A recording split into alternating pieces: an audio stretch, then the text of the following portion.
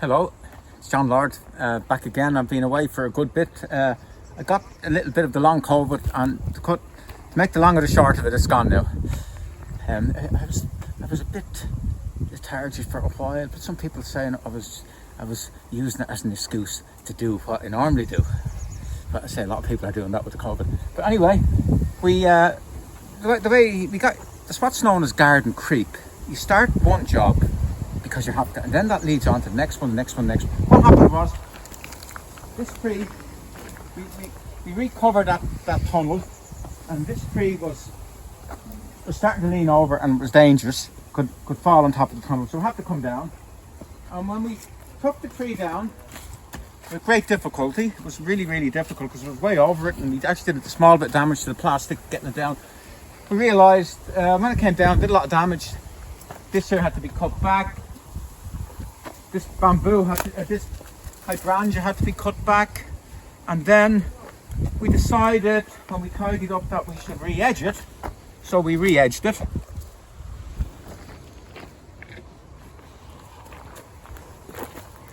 Like just bits of tree trunks. I just cut them at different angles, and then just sort of kind of match them up.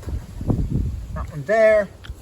That one is, as they say in the cookery programs, this one I did earlier. And then you just screw them in. You can find the screws. Gloves are very awkward.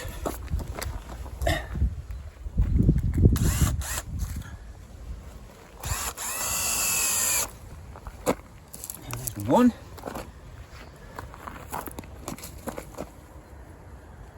I'll put that one in. Best bulk carpentry. Hevel White comes to mind, or Chippendale.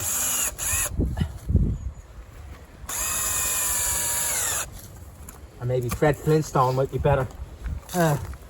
You can see the way that comes up, and we can change it.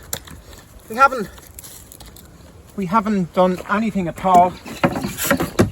Rake out. No, we freshen the whole thing up in a bit of time.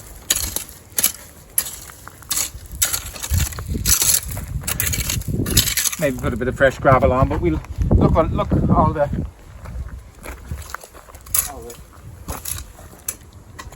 wood chip.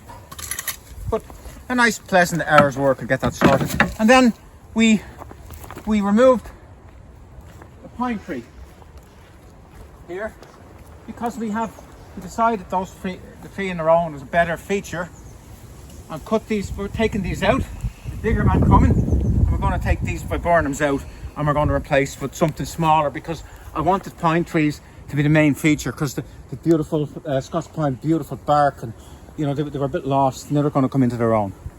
We also removed stuff here. I removed the shrub here as well against this Thuja Emerald or Thuja Smaragd. Now the thing about this plant is it is a variety of Thuja occidentalis from the eastern North America, and in nature it will be much wider, but this is a variety that grows real tight, and as a result in nature it wouldn't survive, because the normal ones would overtake it, because it wouldn't. There's no advantage of going tight like that. But we like it for its tightness. But it builds up a lot of thatch inside, a lot of dead stuff, and if you can get that out, you get the reverse circulation, because in nature it'd be wider, the branches would be wider, the fronds would be out wider, so the air could get in, the wind could get in, and it would keep the thing clean. But this little bit of help, sometimes get a stick of some sort. Go through it.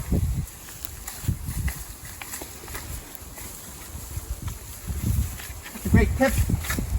Now you see the way it's a little bit damaged there, where this screw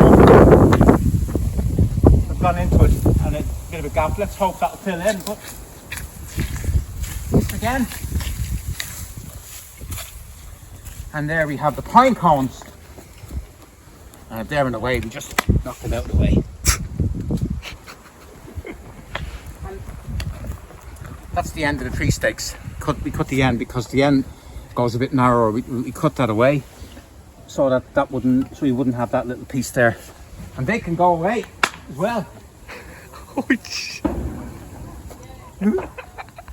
I was always in trouble when I was young, playing hurling on the street. I did break a window before I thought I had to go and fix, I think it was Mrs. Caffrey's window. But anyway, that's enough of that. So we're going to tidy all this up, take them out, and we're going to have a nice bit of fun. We'll really enjoy it. But my main point is we started off with one thing and it ended up with something else, kind of like the COVID. So is that enough for video, or will we do the second? Will we do another bit? Well, that's enough. That's okay. Oh, just by the way, these Mahonia, which I just frightened the bee off, they're going to be moved. They sort of get lost here, funnily enough, because the Viburnum goes up really high in the summer. So they're going to go over there, I think, and they're just ready-made.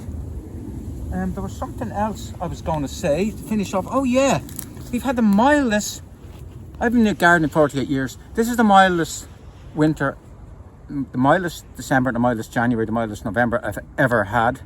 And I've never seen it before. Roses didn't go dormant, and fuchsias more or less didn't go dormant. Fuchsias are still in flower at the end of January in 2022. It's never happened before. I kind of like it. People say it's because of this, that and the other. I don't care. I think it's great that but then again, what do the old people say?